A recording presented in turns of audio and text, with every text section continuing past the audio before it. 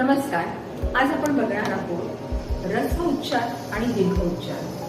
शब्दांना ऱ्हस्व उच्चार असतात, ऱ्हस्व वेलांटी आणि दीर्घ वेलांटीचे उच्चार कशा पद्धतीने होतात. या इथे शब्द आहे पाणी आणि हा शब्द आहे पाणी, म्हणजे ऱ्हस्व वेलांटी आणि इथे न ला दीर्घ वेलांटी आहे.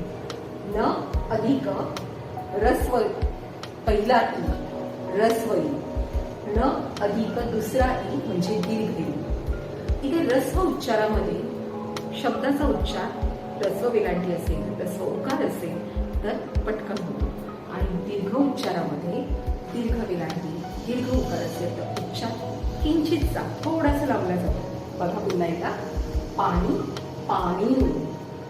पाणी म्हणजे हात आणि या इथे पाणी म्हणजे जल. पाणी पाणी. तर तुम्हाला या पाणी दोन पाणी या शब्दांमधला फरक नक्की समजला असेल. पुन्हा एकदा भेटू नवीन विषयासह. धन्यवाद. Happy learning.